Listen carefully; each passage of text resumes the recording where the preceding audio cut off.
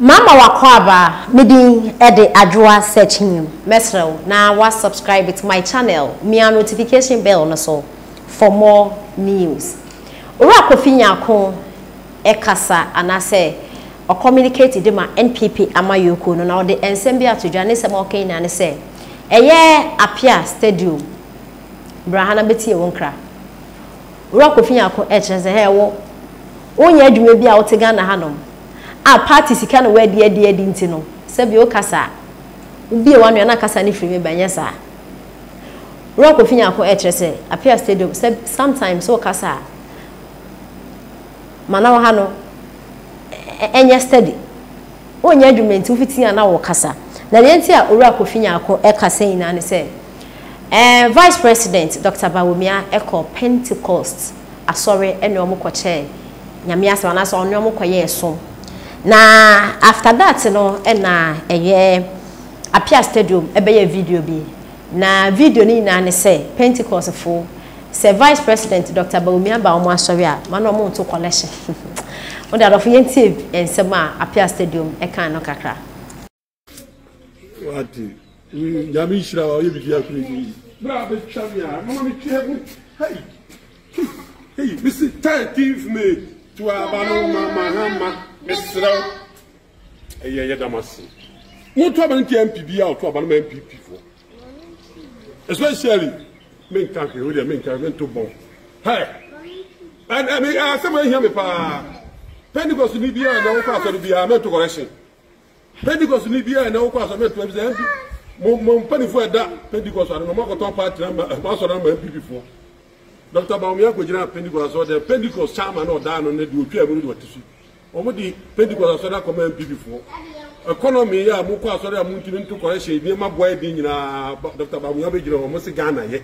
Di Pentecost ni bia na kwasi okwa so bia me nto correction bi mo panifo ra ko ton asore na ma MPP for. From Appiah Stadium,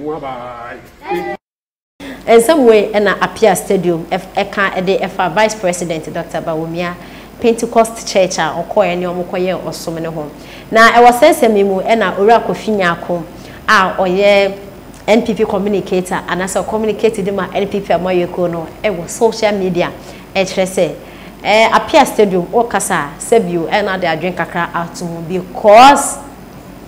Right, my penida da John Dramani Mahama, I will say your papa, who be that mind daddy John Dramani Mahama na de adeno. On so, so Assemblies of God and elections in Babylon, so sorry, Assemblies of God, echo ye campaign, echo catch and sorry was on Montabemano. Tis a Vice President, Ako Pentecost, and your Wakosuma, big deal Benny womb, our better a yes social media, aiding some win.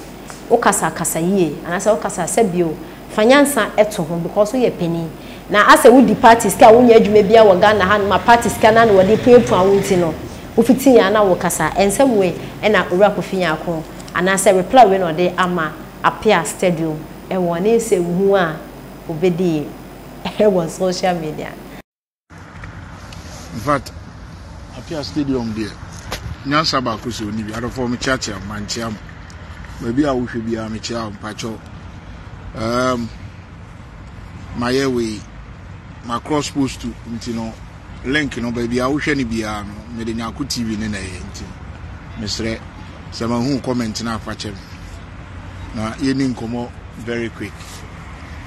In fact, Appiah Stadium pa mo mu de nyansa oni bi o there's a nyansa bi ani ni ti me say politics nti no ono de sebe na funa o de nam ti se jimi Appiah Stadium de me hu bi da cheze esan so your opportunity nti obie na no a na nsem hu bi a no woka ma hu o de bi ene nam social media yi so bi cross and bi ma me WhatsApp Appiah Stadium ka kire Pentecost for say ye kwa sorry am to collection fi say Dr. Bawumia akọ Pentecost Church omo general we na ye all the time say ye chairman eno no yearly annually kura na wo ana edu mpempenso a ye to aba e de yi chairman ne sorry ne mpani for omo a ya mo position ne bi wo hono ma ye yi na e koso I think last week or so Emma Dr. Bawumia the Vice President e ko asibi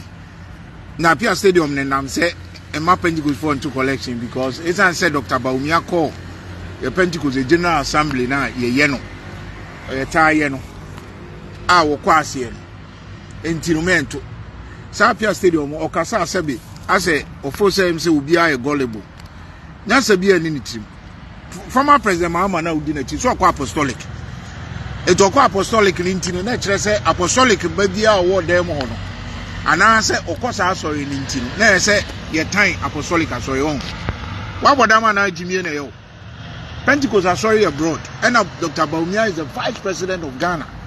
And of course said na president former president Mahama wo ho no bisa ne say onko Pentecost ayida. What I say, Bisani say Pentecost ye bi mo muntonsa Apostle Dr. Poku nyina ye we ya na that time na Mahama president. Say na ye nya program Mahama nkobia. Enya wo na wo be ka che me Pentecost ni say na Pentecost ni bi anu ase bi wa jimi a wo Appiah Stadium wo be ka kire ni say Dr. Bawumia akọ ntino. Ma enye den. Ye nto collection. Na wo abodam wo na wo be ka kire me say me kwa sorry a say Dr. Bawumia akọ na enti MPP. What bodamana? What is a Ghana ni biaka say apostolic NDC? Just because former president Assemblies of God was a day.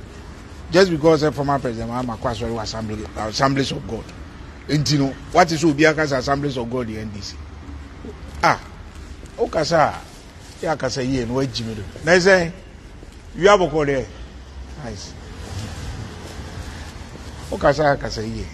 Na we jimi too much. Onkasa and then Jimmy Samson, Papa penny were food out in our money home pay you mind and all the time.